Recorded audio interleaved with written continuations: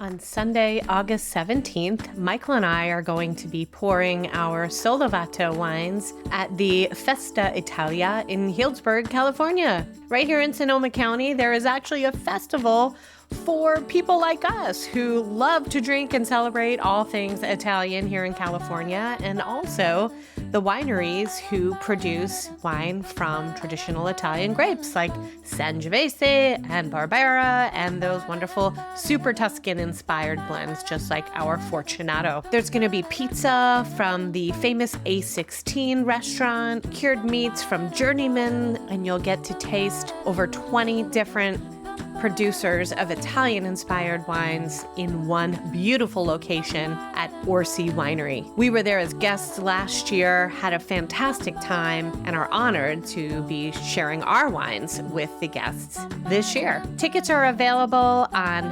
festaitaliahbg.com. HBG short for Healdsburg. At the time of this recording, tickets are still available. VIP passes are $125 a person and include early access into the grand tasting, as well as a choice of winemaking or viticulture panel speakers. And the general admission ticket is $95 a person. If you can't make it, you can still get your hands on our wines at solovatowines.com. Saluti! Since the day we've been together, people have been asking us, Brian, you're a GM, Laura's a winemaker. That's a pretty great team right there. Like, when are you going to start your own winery? Because it's so super simple and super cheap and really easy to do, right? Yeah, we always knew this was something that we wanted to do. And our answer was that we'll start a winery if and only if we can do it the right way and make something really special from day one.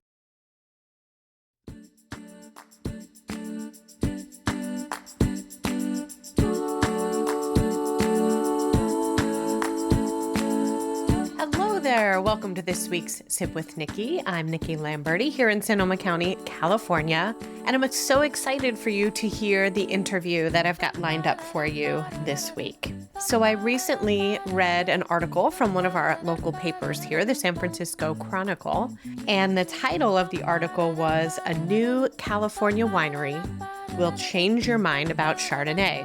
Great title, caught my interest, and through that article, I started to learn about Brian Ball and Laura Jones, who are a powerhouse husband and wife team here in Sonoma County that have both worked previously in the wine industry and worked together at the same winery, but had a similar dream to yours truly to launch their own brand. And they did it in 2022 with Sphaerics wines. And I got to visit with them, sit down, hear their story, and taste some of these beautiful Chardonnays that have been getting so much press from every type of publication, website, Wine Spectator, you name it. So you'll hear about Brian's background in the finance world and Wall Street and what led him to wine country, and also what inspired Laura to take her biology degree into winemaking, and the story of how they met, what it's like to work together currently as a GM and a winemaker for Skipstone Wines, but even more excitingly, the concept behind their new and exciting brand, Sphaerics, what the name means and why they picked it, and some really interesting things that they are doing with Chardonnay and soon to be Pinot Noir. We, of course, dig into the topic of the perception of Chardonnays and why people tend to have such polarizing opinions of it, love it or hate it. And we talk about why that is and where both of their passions came from to highlight what we know as the winemaker's grape. We laugh about their differences in their skill sets and how that serves them as small business owners. And they share a very recent update about a huge milestone accomplishment for their budding brand. So here we go with Brian and Laura from Sphaerics Wines. Not only am I honored to be here with both of you to hear your story and share your story with our listeners, but it is both of your first podcast appearances. Yeah, that's right. What? And how are you feeling right now about this? Oh, we're excited to be here. Yeah, definitely. Awesome. So, as I shared in the introduction with our listeners, I was, I think, scrolling Instagram, and up came a story by Esther Mobley in the San Francisco Chronicle. And the title of it was, "A New California Winery Will Change Your Mind About Chardonnay." And of course, that stopped my scroll. And I read about the two of you, and I was like, I need to meet these people. I need to learn more and hear from them. And Brian sent you an email. Thank you so much for responding and not putting me in your spam folder. Yeah, of course. We were excited when you reached out. We were very thrilled when Esther reached out to us. This was in the springtime, and she had heard about us, been reading about us, and said, I'm interested in what you guys are doing here. I think the focus on being a Chardonnay winery and something new. And husband and wife team. We own the winery. We run the winery. We're vets of the wine industry for 15 years now for each of us. And we're just really happy that's piqued people's interest, whether Esther's or yours or anybody else who's been following us, and hopefully some of you all who are listening today. I would definitely say piqued is a good word. And you talked about being veterans in the industry. So I'd love to start there because you have both been working here at Skipstone, where we're recording today. Brian, you're on the business side as the GM, and Laura, you're the winemaker here. So how did you guys get here? I grew up in Wyoming, and then I went to Southern California for college. I went to Pepperdine and studied biology. I was looking for grad school programs after school, and as soon as I realized that you could go to grad school for winemaking, I thought that sounds perfect. I'm going to do that. So I moved up to Napa. I did a harvest internship, and What was your harvest internship? I worked at Bukella with Rebecca Weinberg was the winemaker at the time, and she's a winemaker at Quintessa now. And then I went to New Zealand and worked at Spy Valley.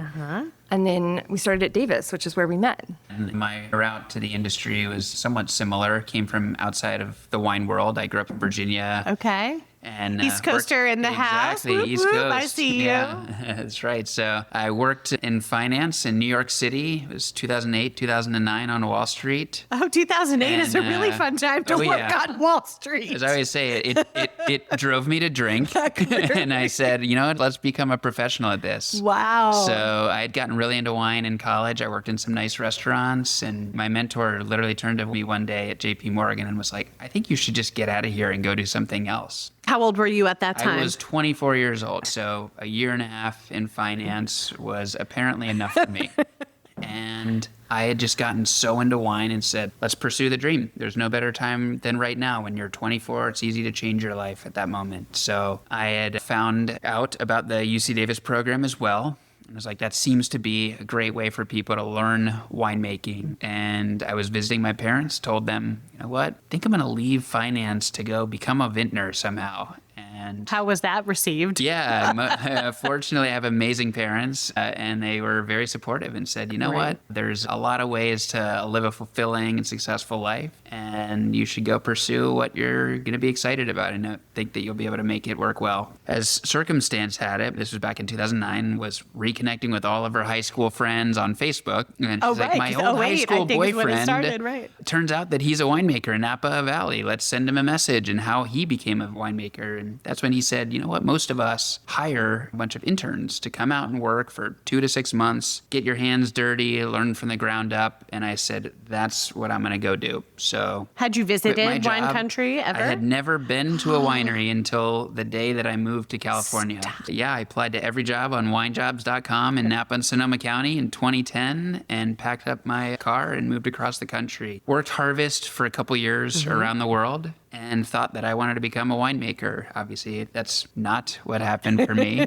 But you married one. Exactly. I was one of the fun things that should have made me realize quickly that I wasn't destined to be a winemaker was my last harvest internship in Napa before getting into UC Davis, where, as Laura mentioned, that's where we met in 2012. And I was doing the harvest intern work, and I'm forklifting barrels around first week of harvest. And of course, I drop one of those barrels, and it rolls slowly across the crush pad. Full. Empty barrel. Okay, Empty like barrel, full. fortunately. Okay. I didn't and vomit it rolls as much. down and down the driveway and crashes right into the winemaker's brand new car. Stop it. And I said, Stop it. I was like, man, maybe I'm not going to be an amazing winemaker, so I better marry one instead. So that's fortunately what happened here. Okay. So yeah, we both started at UC Davis in 2012 in their wine program. And we met a month before school started on campus, volunteering at a winemaking symposium, and literally been together every day since. But And Laura, you were studying winemaking. And Brian, were you going for like the business side? I was at actually Davis? in the vitinology program You as were? well. Okay. Yeah, I wasn't quite quick enough on the catch up that maybe winemaking wasn't in the cards for me. So I stuck it out there for another 2 all years. the chemistry. Yes, he did all of it. Okay. But yeah, after Davis, I pivoted and got more into the business and sales side of the industry. So I used to run a wine collective, Masonry, in Yountville. Oh, so it had yes, I loved 20 Masonry. wineries under one Yes. roof, all these boutique, amazing, like great producers I from loved Napa that and Sonoma property. County. And I was there for 5 years. And Skipstone was one of the vintners. And I loved the Skipstone wines tremendously while I was there. And my predecessor at Skipstone, Emily Wines, told me, hey, I'm moving on. And I jumped at the opportunity just over 8 years ago to meet with our owners here at Skipstone. And fortunately, they thought the same thing as me, that we'd be a good fit for each other. And here we are 8.5 years later, still working here as the GM. And Laura obviously stayed on the winemaking track and just had some amazing winemaking experiences around the world. And she joined me here in 2022 at Skipstone. Did he interview you? No, the owner of Skipstone hired me. Yeah. It was his idea. Exactly. Fari and I knew we were going to hire a winemaker when we were finishing building our winery at the estate. Skipstone's been making wine now for 20 years, but we're a small boutique winery here in Alexander Valley that focuses on Bordeaux varieties, so red wines are our focus. And we had been making our wine, like most small wineries, off-site at another winery's facility. But when we were coming close to building our winery here to bring that on site, Fari and I knew we wanted to hire a winemaker who would be here on the property, running everything from a vine going in the ground to that bottle of wine going out to your doorstep. Philippe Melka had been our longtime consultant. We wanted someone here to run the show. So Fari said, Brian, I want someone who's at the very top of their game in winemaking, 100-point winemaker. Ideally, this is someone that we know already, that we can trust. And you happen to be married to the person that I have in mind. Will you let me talk to Laura? We talked it over and said, yeah, that sounds great. And they hashed it out. And that was 3.5 years ago. And that's when we started working together. And later that year is when we ended up founding Sphaerics together.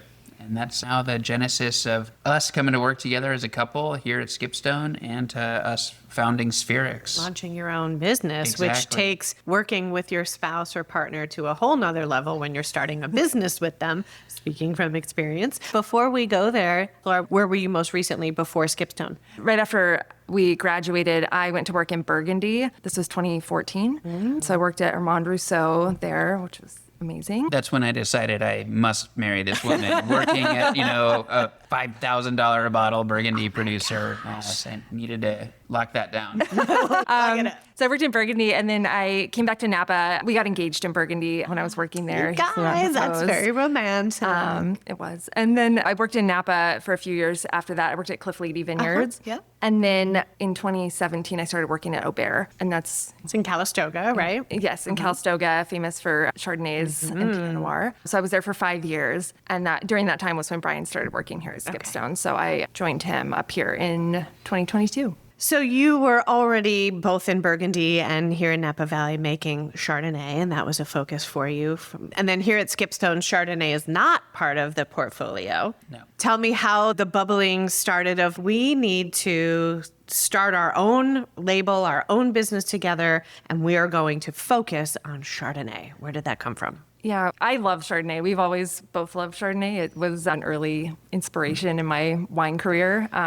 Was there an aha Chardonnay, like one that you drank that? Yeah, there were a couple. So when we Changed your life? were in grad school, there was a student tasting group where students would pool their money and buy a few nice bottles. And there was one that we did where we tasted some high-end California Chardonnays, and I had never tasted them before next to each other. There was a Marcassin and a Kistler and a Consgard in there, and I just remember being just blown away by these wines. And then when I worked in Burgundy, Rousseau only does Pinot Noir where I worked, but they set me up with some visits to other domains, and they set me up at Rouleau in Meursault, one of the top Meursault producers, and I did a barrel tasting with Jean-Marc Rouleau, and that was such an incredible experience for Wow. me. We were tasting everything from their regional wines to their Village to their Premier Crus, and just every wine was just more exciting than the last one, and it was just a really incredible experience for me. I remember I think I called Brian after it and told him about it. And then, so when I got the chance to work at Aubert, that was my dream job, to be able to work and learn from the best there. And so when we decided to start our own winery, we just always knew it was going to be Chardonnay. Yeah. For 10 plus years, since the day we've been together, and we're clearly seen as a couple that was going to be together for a long time, people have been asking us, Brian, you're a GM, Laura's a winemaker. That's a pretty great team right there. Like, when are you going to start your own winery? Is that something you want to do? And Because it's so super simple and super cheap and really easy to do, right? Yeah. So, we always knew this was something that we wanted to do. And our answer was that we'll start a winery if and only if we can do it the right way and make something really special from day one. So we were very patient in that. Again, we've been together now for 13 years, married for over 10. And we both wanted to progress our careers and learn our respective part in the industry to a level that we felt great about. And we feel like we did that. And in 2022, the moment arrived where it was the right time and the right grapes came our way. So we launched because with the 2022 vintage, with our wine that we make from just on the other side of the fence here at Skipstone, from the Upper Barn Vineyard. And this is just absolutely legendary Chardonnay vineyard that is owned by the Jackson family, who are our immediate neighbors here. And this vineyard was planted in the early 80s and was discovered by Helen Turley. And it was the Peter Michaels Chardonnay from the 80s through This is the a lot of name dropping late in one 2000s. story. I know. This is an amazing. absolutely legendary site that's passed from one amazing winemaker to the next. And Marcassin made a single vineyard Upper Barn Chardonnay as well. And no one has had this fruit outside of the Jackson family keeping it for themselves for Stone Street since the mid to late 2000s until us. We just gotten to know Chris Jackson. And So through relationships absolutely. that became available to you, that's how it all happens, right? Exactly, it is. This is such an amazing community out here in Sonoma and Napa counties. Your neighbor, Vintner, is also one of your friends and partners and cheerleaders. And he's like, Brian, I know Laura has been making the wines at Aubert for the last 5 years. Those wines are so amazing. I said, between us, she's about to leave, and we're hoping, if and only if we get something really great, that we're going to start our own winery focused on Chardonnay. You're talking to the guy who has some of the best stuff out there, and Love those would love to moments. get back to what my father, Jess Jackson, always was committed to in the 90s and 80s. It was sharing some of our finest vineyards with new, highly talented winemakers in their respective genres, and I'd love to work with Laura. She's the rock star. I'm not the rock star.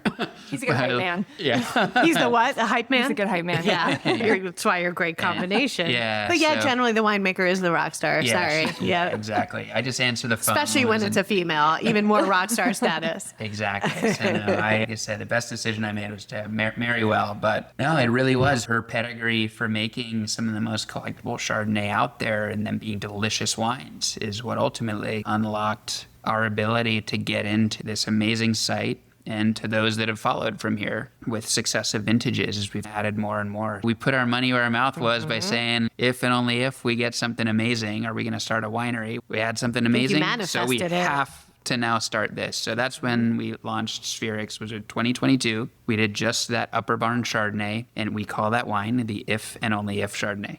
Which So- I have in my notes here because I want to ask you about the great names of If and Only If, especially for your inaugural Yep. Chardonnay. Yeah, so it was a call out to our answer to when are we going to start our winery, but also everything to do with the names of our wines is a callback to the name of our winery, Sphaerics. So Sphaerics is the title of this ancient Greek foundational text on spherical geometry. I was a math major, so that kind of resonated. Wow, we just went deep into Nerdville. Okay. But also, my last name is Ball, so like a sphere. Okay. So it's a little bit of a play on ball too. But yeah, each of our wine names is related to that. So like in math or logic, if and only if statement is a closest relationship between two different things. Okay. So we found that also fitting for the wine name. We poured in the glass another of our wines called the Overline. Overline, yeah. So this wine comes from Carneros. So this is our only wine that's from over the county line into Napa Valley, thus the name. The name, got it. Okay. But also in ancient Greek, every letter was also a number, and you delineated that letter turned into a number by overlining that character.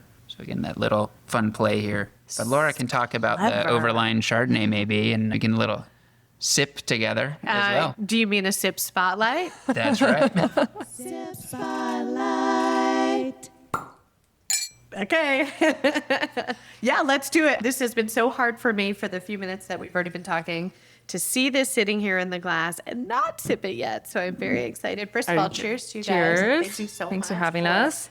So this is the 2023 Sphaerics Overline from Napa Carneros. It's the coolest site that we work with. So it has a lot of acidity in it. It's a mix of 3 different clones. It's a Winty clone, Mount Eden, and the Hyde clone. And then 2023 was the first vintage of this wine for us. I guess I can take you through my winemaking while we... I'll nerd out with you. Let's do it. Yes, absolutely. So I'm inspired by the wines of Burgundy, so I use very Burgundian techniques. So this is whole cluster pressed. It's barrel fermented. I do really long cool fermentations. So my fermentations last through the spring into the early summer. So about 9 months. Similar to what Mark McWilliams was talking That's about right. at Arista. Yep. Long, cool fermentations for Chardonnay. Exactly. Yeah, they do the same Love thing that. over there. And then next week, I'm going to rack all my 2024s, the next vintage. I'm going to move everything into a stainless steel tank and hold it there for a few months before I bottle it. So I finish everything in stainless, and then I bottle it unfined and unfiltered. Yeah, we're definitely going for this amazing mix between the kind of old world, new world style for Chardonnay. And I think that's what Esther's article was getting at, right? It was... The winery will change your mind about Chardonnay. I was like, why do we need to change people's minds? What's going on there? Yeah, so I think one thing that we really have in abundance here in California, right, is this warm, sunny weather. Right? We're the sunshine state. So when you have that, you're going to have this naturally luxurious profile. You're going to have these nice, full flavors in your grapes and the wine that you make from it. But with Chardonnay, sometimes at the expense of that richness, you might lose that energy. We want wines that are full flavored, but are packed with tension and precision and energy in the wines. So you want that to cut through and give you that amazing pop in the mouthfeel and in the wine that helps carry that through. So it's refreshing and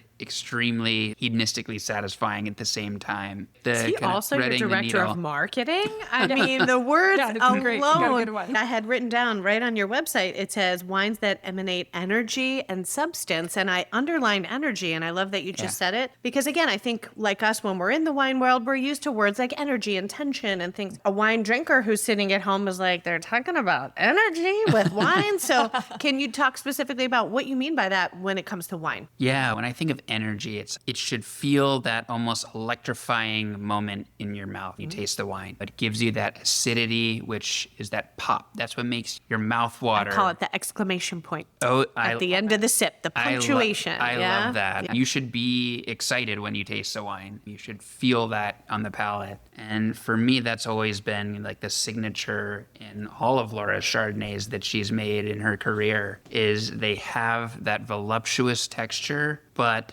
without sacrificing that energy in the wine, that vibrancy that makes you want to just keep going back and drinking more of it. So it's satisfying if you're drinking it with a hearty meal so that it'll stack up against some richer food, or if you're at a day like today where it's a beautiful sunny day looking out at the vineyard and want to drink something just really refreshing, like it fits both of those boxes. And that's something that Laura has always done just so amazingly well with her wines. Beautifully said. From a winemaking standpoint, is the way that you capture and retain that energy related to acidity? Yeah, it's partly acidity. I do look for a balance there with the acid and then the body and the texture that Brian was talking about. I also think the long fermentations that I do just maintain some tension in the wine because it's active for so long. Like, it's always producing carbon dioxide. It's not oxidizing or getting tired. And I think that keeps a lot of that tension and energy in the wine. It's like running a marathon. Yeah, right? exactly. Yeah, fermentation. And then I keep it in the barrel. So it's in barrels for about 11 months, and then it's in stainless for another 5 months. And I think moving it into stainless adds a little more Change of scenery for the change of wine, scenery. oxygen exposure, all of that, right? It's a little more reductive environment in the stainless to finish it off. I love that you use the word voluptuous, but I think for a listener, when we say voluptuous, they might think it's rich and creamy and buttery.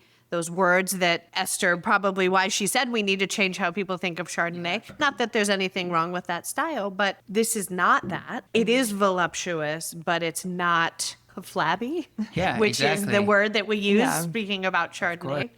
So yeah, tell me, what style were you setting out to make? I know you said it's a sort of a combination of California and Burgundy. It's old world, new world Exactly. coming together, right? Yeah, it's Burgundy inspired, but it's California Chardonnay. Well, you're in We're in California. California. Yeah. It should taste like that. What's great about California is it's warm and sunny here, so the grapes ripen really easily. And we get all those great stone fruit flavors in the wine along with the citrus.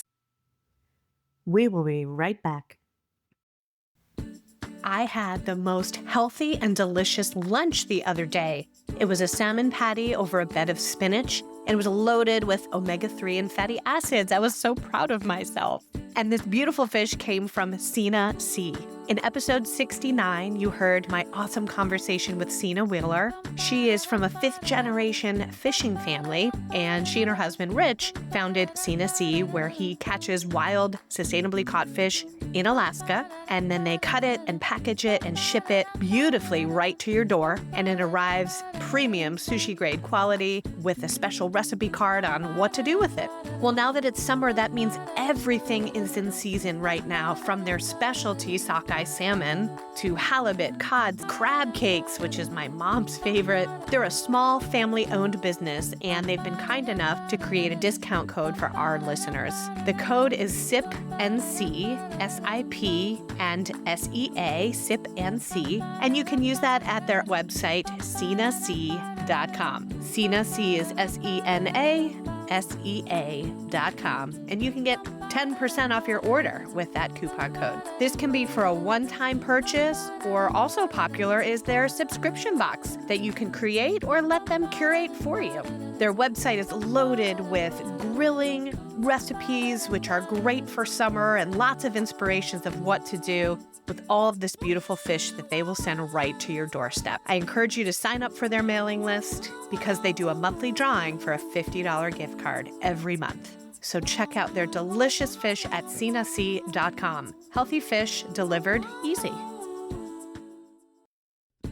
In episode 78, you heard Liz from American Olive Farmer share her basil, lemon, and garlic olive oils with me. And then in episode 83, Pairing Night with Dr. Hobie, you heard us blow our friends' minds when they tasted them, as well as her balsamic vinegar and olio novello. Well, Liz and her husband Donald operate American Olive Farmer, which is here in California, and they are some of the most delicious olive oils and vinegars I have ever put in my mouth. They are superlative extra virgin olive oils, 100% grown, milled, and bottled here in California. And you can purchase a variety of different oils depending on the time of year. But right now, those 3 flavored oils are hot, and you can buy them in a bundle of all 3 and save. Serve them for dipping alongside your charcuterie board or drizzled over your pizza, which is my favorite thing to do. You can set up a subscription for savings and have all of their beautiful products shipped right to your door. So check out American Olive Farmer, not only for oils and vinegars, but beautiful accessories and gifts. Liz and Donald have been kind enough as our sponsor to create a discount code for listeners. So use the code SIPWithNikki at checkout. capital S, capital W, capital N, Sip with Nikki, and they will give you 10% off your order. Go check it out. You're welcome. And now back to the show.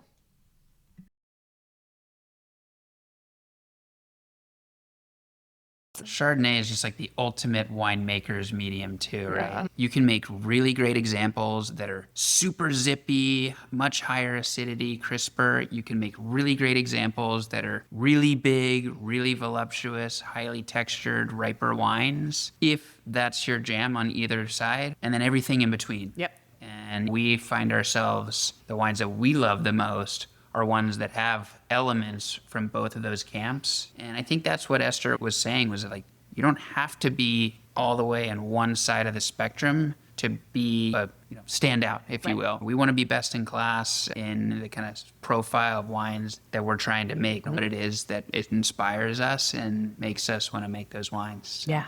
hopefully people, when they taste our wines, agree with that. I What you do think? right now. And what I also love, if we go back to the word energy, that last sip I finished probably at least 20, 30 seconds ago while you were talking, there is still energy on my palate.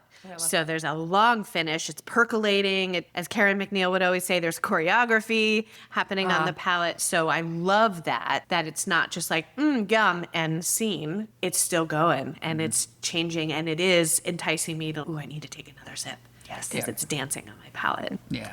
Love that. That's great. Yeah. I want to go back to something you just said, Brian, because one of the things that as a wine educator that I've always taught people about Chardonnay is I've said the nickname for the Chardonnay grape is the winemaker's grape.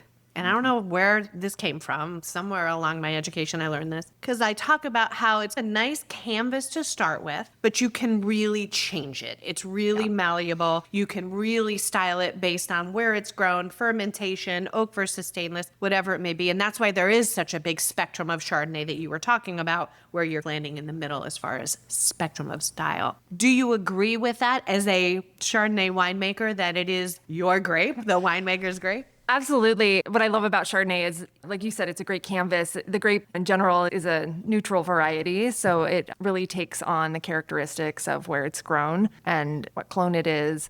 A fun thing for us to do when we're tasting our wines with people, the 3 sites that we source from are all very different, but the winemaking is all the same. So it's a really fun exercise to go through all of them and just really see the site come through. So the Overline that we were tasting is a really cool site. It has that acidity and tension and minerality that we were talking about. And then we make another wine called On Days and Nights, which is from the Russian River Valley. It's from a much warmer site, and you really get a little more texture and richness on the palate. And then the If and Only If is a whole nother level. So it's a really high elevation vineyard at 1,800 feet. And it is the He's coming over to pour something else for me. Yeah. I was savoring the Overline. Yeah, thank you. So the Upper Barn Vineyard was planted in 1982. It's a old Wente clone. It's on AXR1 rootstock. Nothing is on anymore. It's a really special site that's very different from any of the other Chardonnay that I've worked with. When you taste our 3 wines together, you can just really see the differences in the site shining through. I think for my listeners too, they've heard me talk about clones and explain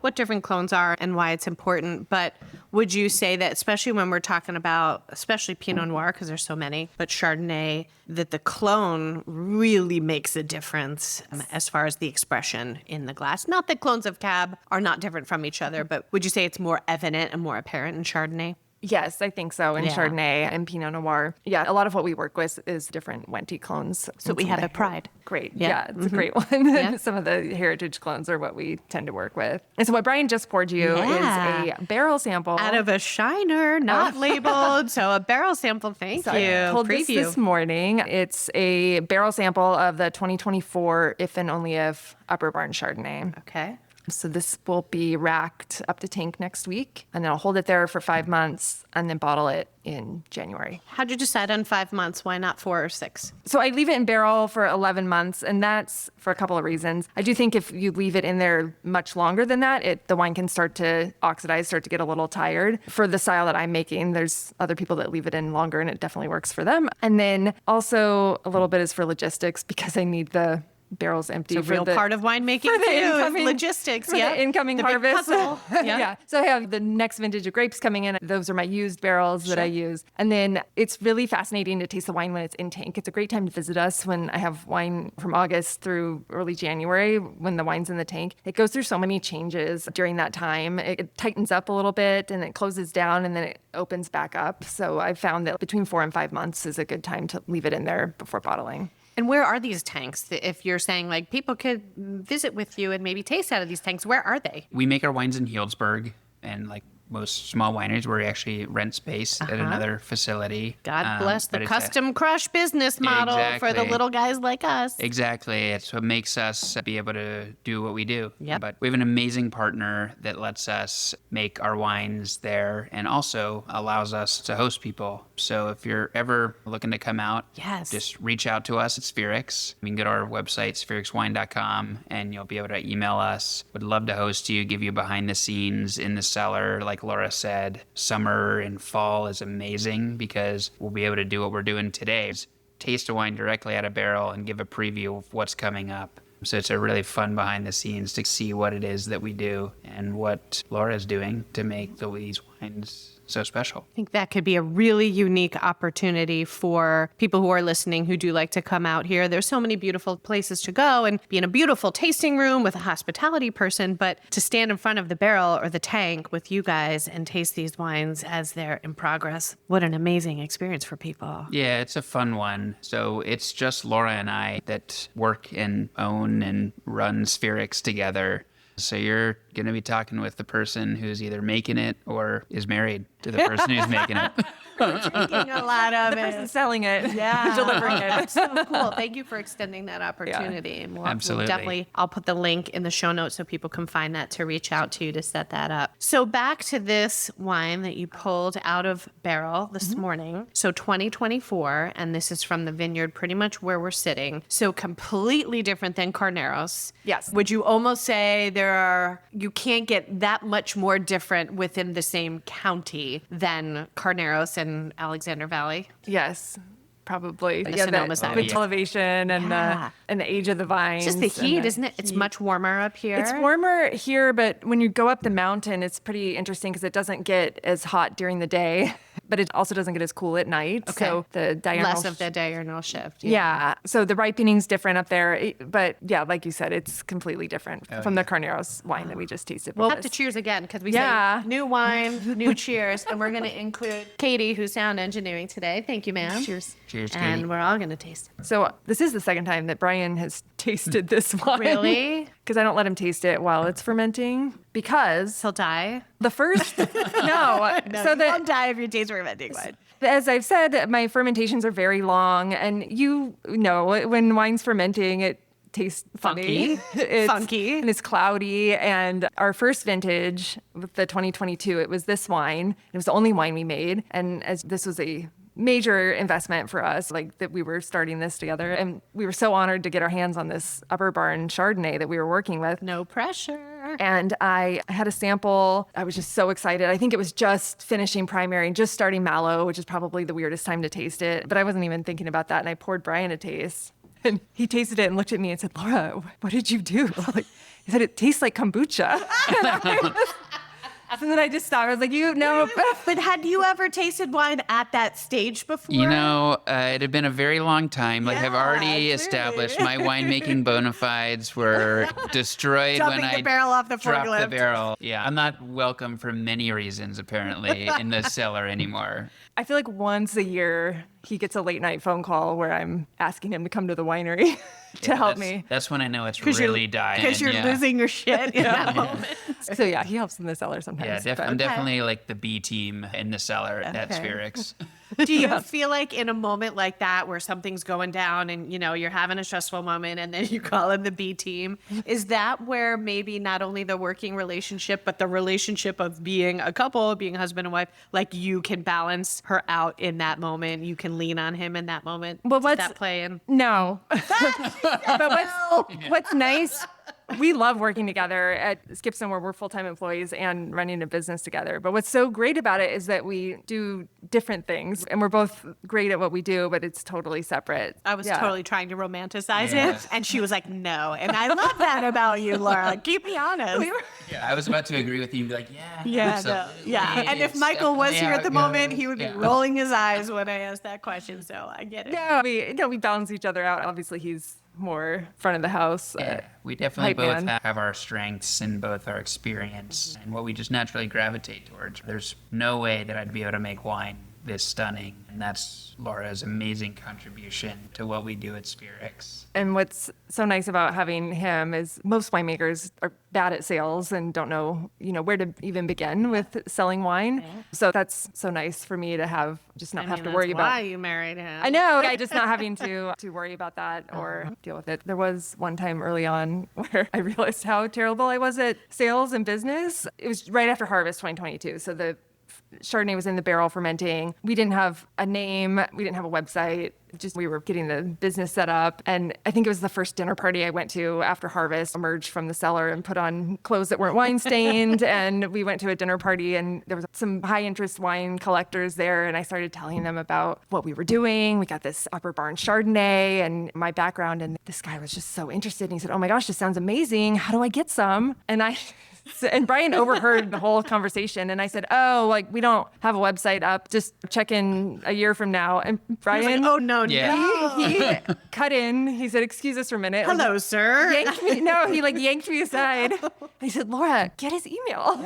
And I was like, oh, okay. So then he set up a Google Doc on my phone so we could add emails Capture interest. to he started building our mailing list very early on. Smart. Yeah. You have to. Yeah. Yeah, exactly. Yeah. That's how we got started with just those first 200 cases. And we released our first wine a year and a half ago. And we're just really excited to be sharing what we've worked for 15 years apiece in the industry on. And moving forward from here, we have even more coming out next year. We're going to be introducing Pinot Noir into our portfolio, which is very exciting. So Chardonnay is certainly always going to be our heavy focus here, given the love that we have for it. But of course, what's a great companion to amazing glass of Chardonnay is some amazing Pinot Noir as well. So next January, we'll be sharing our 2024s, which will be the first Pinot Noir, along with these three same Chardonnays. Very exciting. Do we have a name for the Pinots? Stay tuned, and we will be sharing that.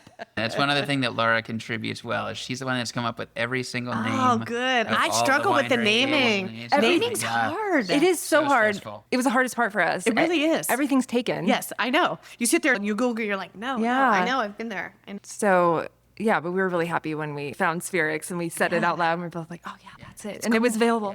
Sounds right, felt right. it's hard to really mispronounce. It's mostly phonetic, unless people say they could say Sphaerics or Sphaerics. Right. But either way, Either at of least those it's are close totally enough, right? acceptable ways to say Yeah, it, and for that's sure. important too. As we were looking at Stolovato for our Yeah. label, which is in Italian, I'm like, people can't really butcher that. It just Exactly. sounds like it looks. Yeah. And that's important, right? sure. You don't want It to is. lose people right away at the name. Yeah, exactly. It's important. Okay, so we got, in a wonderful way, a little bit sidetracked in our storytelling, but I want to come back to this wine because I really want to give it the moment that it deserves as I taste it. I've been smelling it, but I haven't tasted it yet. But even on the nose, completely different. I mean, we're not apples to apples because we are still in barrel and it's a different vintage, but Yes. the difference in the site, I think, is very apparent. But the Yeah. winemaking is the same. Fermentation, Yeah, winemaking's the same. yeast. Yes, I don't. Secondary. Yeah, all of that's the same. But then this one hasn't had the stainless treatment yet, so this one's still in the barrel, just about to come out of the barrel. But it's still a nice preview of what's to come with this wine. I am excited about the 2024s. I love the 24 vintage.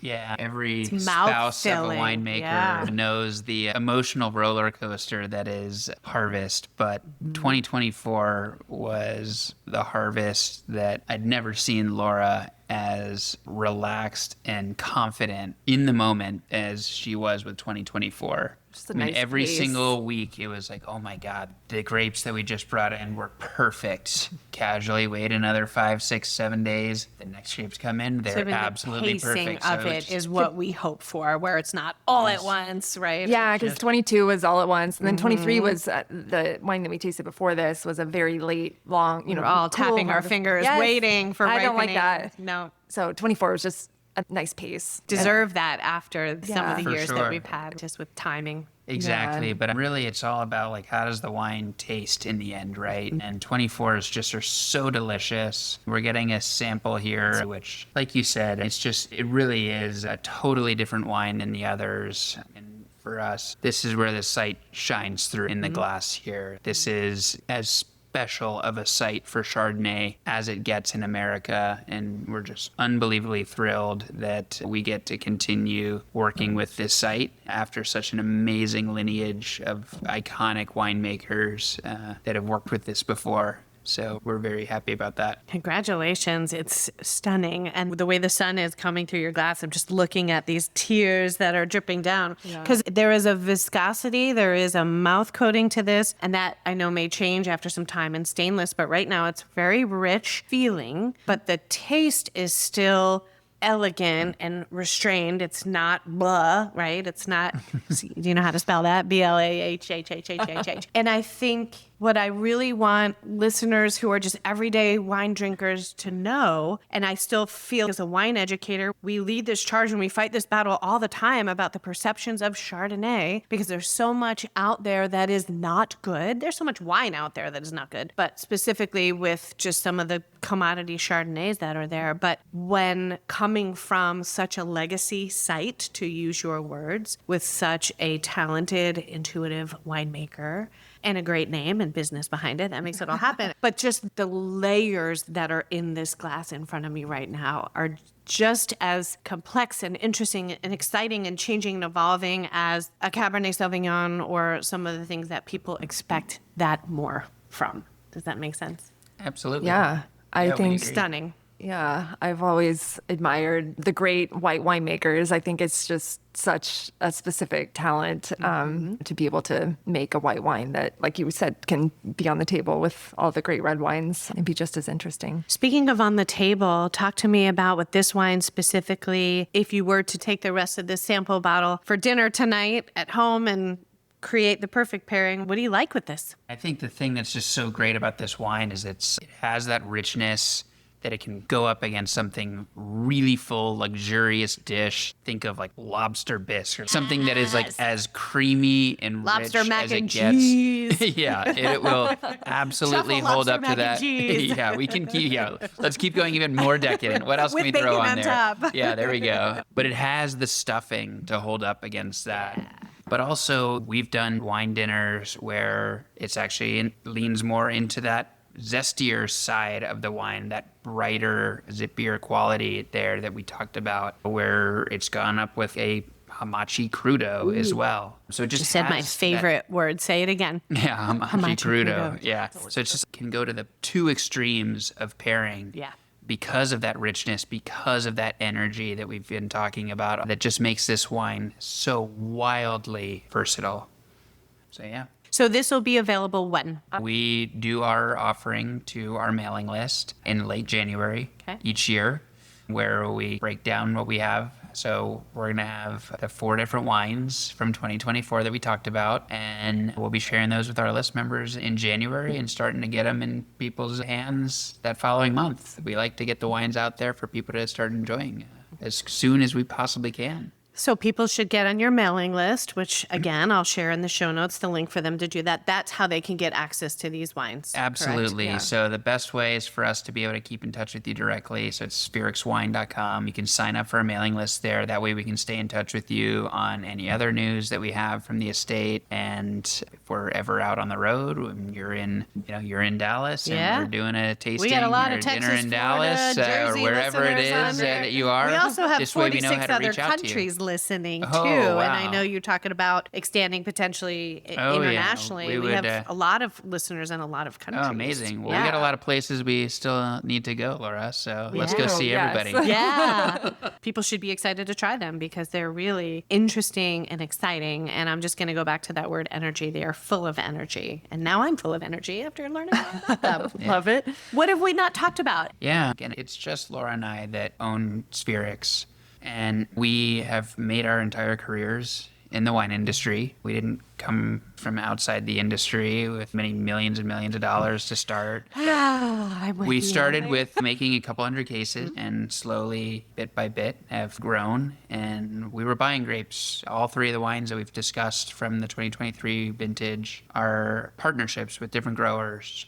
And one of our dreams that we had when launching Sphaerics was not only to have our own winery that we're making wine for, but also to have our own vineyard. And earlier this summer, we were able to acquire our own estate vineyard. It's in Occidental and Freestone. It's the Sonoma heart Coast. of Sonoma Coast. And I remember us talking about it several years ago. I'm like, Laura, if you could wave a magic wand and say, we now have a vineyard, where would that be? Points to it on a map, basically. And that ended up being exactly where we are. There's Once just again, something- you manifested Exactly. this. I'm seeing a theme here. For sure. There's just something so magical about those really amazing, like rolling hills out there in that part of Sonoma Coast with those gold-rich, powdery soils. It's where Laura had made so many wines in the past that are just so You're incredible. familiar with vineyards in that area. Had you made Yes. wine from this vineyard? No, not from this that vineyard. Your vineyard that you now own? Do you love just saying that? I have to pinch myself sometimes. But yeah, so this year we'll be making our first wine off of the estate at Pinot. How many acres is it? It's 13 acres. Oh my gosh, you guys. That's Um, like no joke. And it's a mix of some Congratulations. new and established plantings. Yeah. So we'll have some more coming online in the next few years. Okay. Yeah, so we have estate Pinot Noir in 2025, and then we'll have some estate Chardonnay coming out after that shortly as well. Lots to look forward to, making wine from our own estate here, in addition to these great partners that we've developed over the years. So there is always more to come from Yeah. us at Sphaerics. So Congratulations. That's huge. That's still a pipe dream for me, as owning 5 acres, much less 13. So I admire that you were able to do that. And I know that's got to feel amazing. So Thank you. Yeah. congratulations. yeah, thank you. So let's do a final congratulations, not only on the vineyard acquisition and having your own estate, but Sphaerics as a whole, Thank your growing you. portfolio, your successful relationship, working and playing. And again, just thank you so much for sharing these wines. I cannot wait for people to get their hands on these and to support and follow and purchase from the epitome of a small family winery, right? Yeah. It's the two of you. So Absolutely. It's just us. Yeah, again, thank you for having us here today to share our wine, to sip with you. yeah, And I like putting the spotlight on other right. people. I do like it myself, but I also like putting it on other people. And it was a pleasure to have you guys in the spotlight today. So thank you for your time. Thank you for having pleasure's us. All ours. All our pleasure. Cheers. Cheers.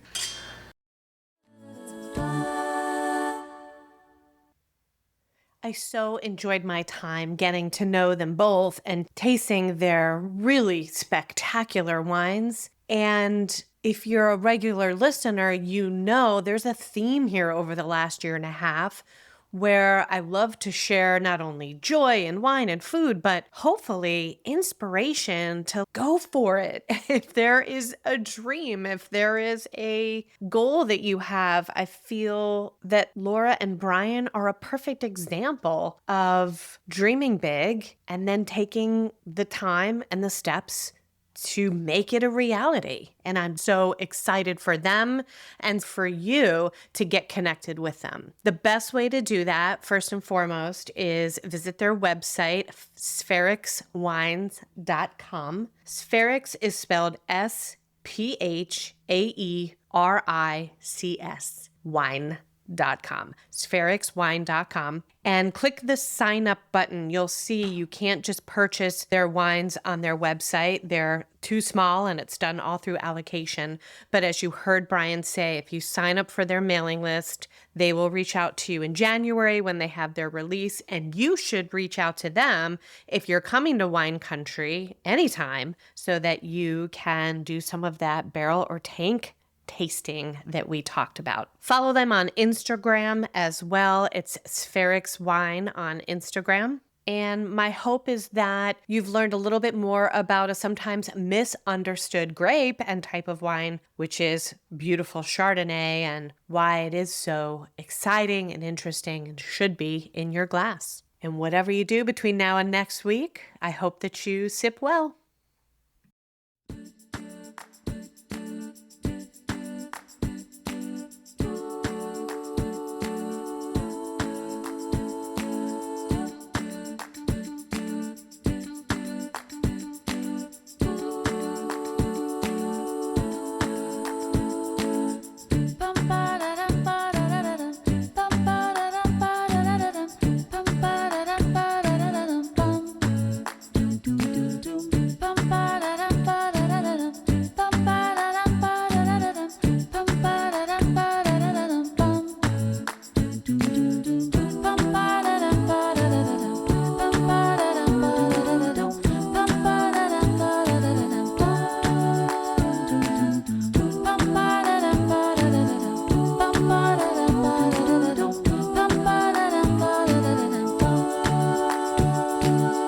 Bum, ba,